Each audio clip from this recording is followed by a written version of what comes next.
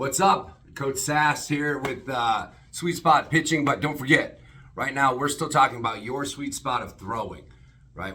Fundamental drills. We already looked at the upper half. If you haven't taken a chance, make sure you do, because this is sequential in nature, so we want to make sure we address that upper half. A lot covered in that video, and I understand that between how we hold the four seam, our prayer position, making sure we dump that out, and then we're looking right down that elbow, okay, to line ourselves up. Now, what today we're going to talk about is our lower half, okay, in a drill that I created to teach you how hard that we can drive these hips, right? So I always say to my students, I always say, you know, your dad or your brother jumps on top of you. Are you going to push them off with your arms, or would your legs and hips be a better choice? And they always say legs and hips, and I say, why? Well, because it's stronger, of course. And that's the point, right? That's where all our power is, right? That's going to be our strength, is our lower half, and we need to make sure that we know how we work that. Okay, we showed you the upper half with that knee drill and how hard we drive this front elbow to create this shoulder rotation to get out front, right? So today we're just going to build on top of that. So the upper half is going to look exactly like the knee drill, right? The lower half, what we're going to do is we're going to get a slightly staggered stance. Once again, I'm going to get through these, and then we'll go back and we'll really kind of dig into each of them. So make sure, like I said, like, subscribe, so that you get access to those videos as soon as they come out, okay? But today, I just want you to get the fundamental basics of what we're doing here. So when we throw, right, I told you shoulder, hip, side of the foot, right? That's got to be in line with our target. So my hands are back to prayer position, okay? The best way I can talk about a proper arm swing or an arm break is I always talk about if somebody put a basketball filled with helium under my arms right here, and I was going to push that down, right? I'm going to push that down, and what that does is it pushes my thumbs down and out, right? So we're looking to push this basketball down here and then swing up to this position, which if you guys have watched the knee drill, this looks very familiar, right? So once again, I built a super simple system here. Let's not overcomplicate it, right? Let's keep it simple. Let's keep it routine. Let's keep it consistent throughout, right? So we're gonna be in this position here. I just want you to see my hands. Prayer position, we're pushing down, and then we're gonna swing out, right? Showing that sticker, showing that glove, Mike and Ike for the little kids. These are those two fingers that we talked about. So you're gonna push it down, push it out. Now, this is a lower half drill, okay? When you start throwing, and I don't know where the disconnect comes, especially for some of my younger students, but your weight has to be back, okay? So in this drill, my weight is back, right? So that means all my weight is here on this leg, and I'm in this prayer position, and I'm gonna swing out to here. So that's the starting position. Start with your weight back. Now, I don't know why, but it's universal. So it's okay. But for all of the guys that are right-handed hitters and right-handed throwers or lefty-lefty, just get in your batting stance. Because for some reason, when it comes to batting, everybody knows how to get back. But when it comes to throwing, all of a sudden we're standing up or leaning forward. Get in your batting stance. Meaning put that weight back. Commit to having it all the way back. That's this drill, right? I'm gonna have my stuff right here. Prayer position, my weight is back, okay? And I'm gonna just dump it out, okay? Just dump it out. Once again, I built everything based on segmentation, right? I don't wanna watch you do the whole thing wrong. There's no point. Let's watch you do this right, this right, this right, and put it all together. That's how all of my drills are created, right? Start right, stay right. Start wrong, it's a disaster, right? So we're not going to talk about that. So let's get to the right position, stay in the right position, okay? So we got our weight back, and we're gonna stop at the top, right? We're gonna push that balloon down, that ball with helium. My thumbs are going down and then straight up, okay? I've got the Mike and Ike here. I've got that sticker out front, just like we learned. And like I said, I know that first video, that knee drill is a lot to process, so go back and watch that again. You know, watch it until you know that you have it. We will go back and review it. We'll deep dive it. Make sure, you know, shoot me some comments. If you guys have specific questions, Coach, like I can't quite get this, let me know. Everything I built is based on biomechanics, meaning the way that your body works. I'm trying to put you in the easiest position I can to be successful out front. Because what I can tell you is with my weight back in this drill and here, the faster that I can drive this arm like we talked about, rotate to here, once my chest is square to my target, then at that point, all I have to do is bend and extend. And the ball will follow you. For all the guys that struggle to throw the ball here, and it's zipping this way, I guarantee, what I tell you, drive, direction, control, power, and accuracy are all right in this arm. So these guys are all these guys. As soon as I'm out here, who knows where that thing's going? Tell your mom to watch out in the stands. I don't know. Because all I know is I need to have my chest square to my target, and that's what we're talking about with this upper half. But we're talking about in this drill specifically is driving these hips, right? Drive those hips. I mean, look at some of the best big league pitchers that throw the hardest. They got some big lower halves. Listen, if you want to be a pitcher, listen, you're not gonna feel that great at the gym or at the beach. It just doesn't. We don't get to do a bunch of upper body stuff. It's just not who we are. It's the way our bodies are designed. Our power, 80% of our power comes from our body. Most of that is the lower half, right? And I always say to my students, well, if it wasn't about that, then why wouldn't big league pitchers just stand there and do this? You ever seen a big leaguer pitcher throw like that? I haven't, because they don't. It's about the body, it's about the rhythm, it's about what we're gonna teach you here on this channel. So back to the drill, okay? So weight back, hands prayer position, we're gonna dump it out, okay? So I'm gonna do it this way so you guys can see. But what's important about this, why this drill becomes so vital to creating your sweet spot for throwing, for pitching, for whatever, is that I'm gonna teach you how to work your lower half to create maximum power, okay? All while reaching and extending out front. And here's the thing most people don't talk about or don't understand. And I teach hitting, so no disrespect to hitting people, but hitting is pretty easy to teach, right? Hitting is two things. It's an upper body, lower body, and we're doing what? We're both rotating horizontally, right? Rotate horizontally. What I'm gonna teach you in this drill is that your lower half works identical to when you swing. Identical. You're gonna power those hips through. The only difference is, and the reason that this system works so well is because we work on that knee drill so hard, because we understand front arm concept and the connection between the elbow and the nose and the reaching out front. When I hit, it's horizontal, right? When I throw, lower half is horizontal, upper half is actually vertical, right? And that's where we get in trouble. It's more specific to pitching, but it's important in throwing. You can get away with it. A lot of guys will, kind of spin throw, and they can get away with that. But I want to create that spin throw, by the way, that just hurt my shoulder just doing that. We're trying to create a position of your sweet spot of throwing to where that ball's exploding out of your hand and you feel like you're doing less work. That's the whole point of this process, okay? So, once again, my weight is back. My weight is back, like I'm hitting, right? They work the same.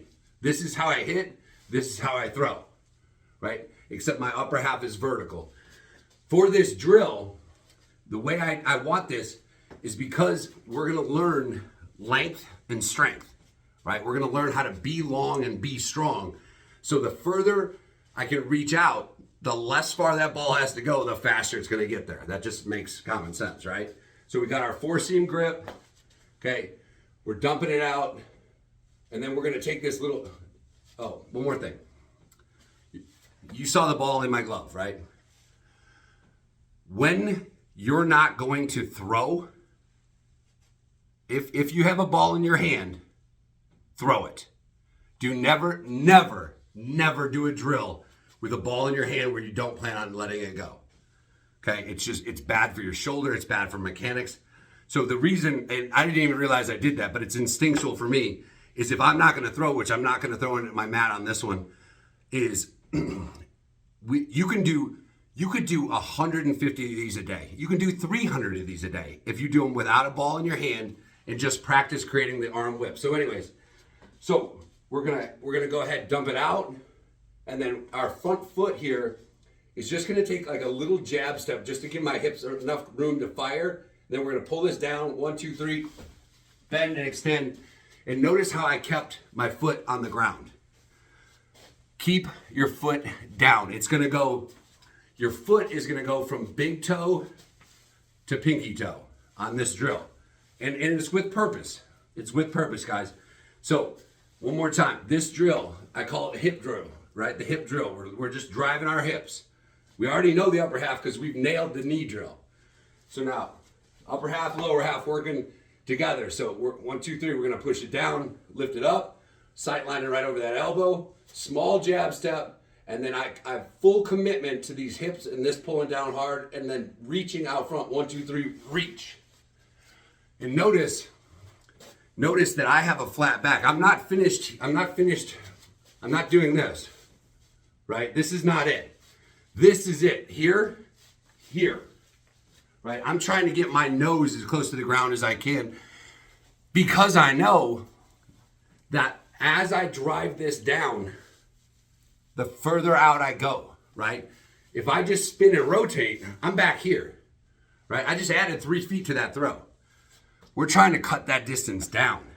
This drill is about driving your hips. So I'll do it this way so you guys can see it's about a flat back. So remember, when you do this, if you're actually throwing and you've got a partner, you want to have the side of your ankle, your hip, and your shoulder facing straight with that partner, right? So I don't know if you can see my feet, but you're going to want them slightly closed, right? Closed means that your toes are on the instep or the arch. So if you start here with your feet on the instep, you can just step back and then sit into that backside. That's going to give you perfect form for that, okay? So going this way, notice that I'm going to fire my hips the exact same. So here, we're going to dump it out. Small little jab step just to get the process started so I don't wind up spinning onto a situation where I can't open my hip, right? So I'm here, ball out front, jab step, and then you're gonna drive this back hip as hard as you can and pull the front side. So it's a push and it's a pull. 1, 2, 3, and finish with that foot on the ground. So if you've heard, if you've heard, bring that foot with you, Billy. Don't bring that foot, Billy. Don't bring that foot. I will teach you in the next drill when, why that foot will come. It does come. But it is not a product of just bringing it with us. That's the absolute last thing you want. And if you want to prove it to yourself, I told you your lower half. So I told you that your lower half works identical to it does to a power hitter, right? I'm here, I'm in my batting stance, and I'm gonna explode that lower half and come through, right? So the only time that foot comes through is because my nose gets so far out over my toes that I kind of have to bring it with me, which is a way different story. So if you want to prove it to yourself, have yourself back here in your batting stance and take a swing and just bring your foot with you. And see how ridiculous that feels, right? It's ridiculous. But I understand, same as I talked about in the knee drill, I understand people pointing their glove and saying, point your glove, Timmy, because it's an easy thing to do, right? And when they're 6 and 7, that's fine. But as we're getting older and as we're trying to improve, and specifically if you're here on this channel trying to find your sweet spot, we're not pointing our glove and we are not bringing our foot with us. Our foot comes as a product of our hips firing and our upper half being vertical. And then it'll come with us. Now when you're playing catch, if you've got your weight back properly to play catch, you're gonna step and it'll kind of come a little bit. But for the purposes of this drill, we're working on keeping it on the ground, weight is back, dumping it out, checking our Mike and Ike, jab step, and then you're gonna fire that back knee and pull this front side. And if you do that right, I don't know if you can hear that. I mean, I can't tell you the last time I aggressively threw a baseball, but I can still hear an arm whip. If you're doing this right, like I said, you can do 200 of these a day. There's no damage, right? We'll get into my whole philosophy on where things are going with some of the throttling down of the work that's being done. But if you're doing it in the right capacity with proper mechanics, there's no damage that you can do here. So you could sit in your room instead of playing Fortnite or whatever you're doing and watch TV. And just the TV's here.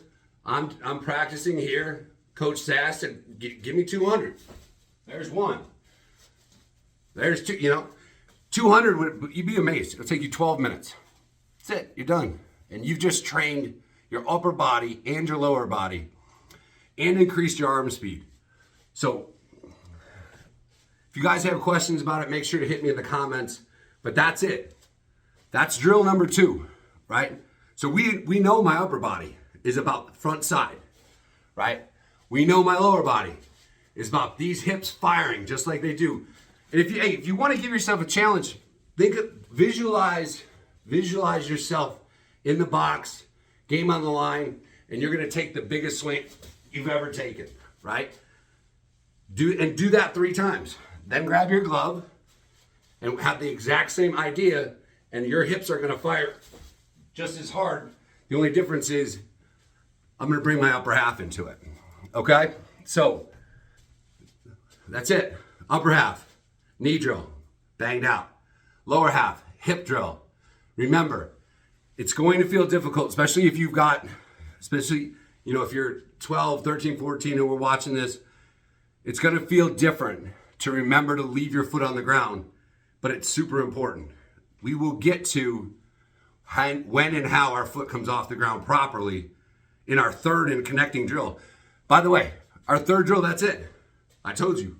Now, I'm a pretty simple cat. Like, I'm not trying to make this super difficult. We got an upper body, we got a lower body, and we're gonna connect them together in the next drill. So, guys, thanks so much. I cannot wait to show you that. We'll see you in the next drill. And like I said, make sure we subscribe to make sure you see all the new stuff. But also, if you have questions, hit me up. I'm here for you. Bye, guys.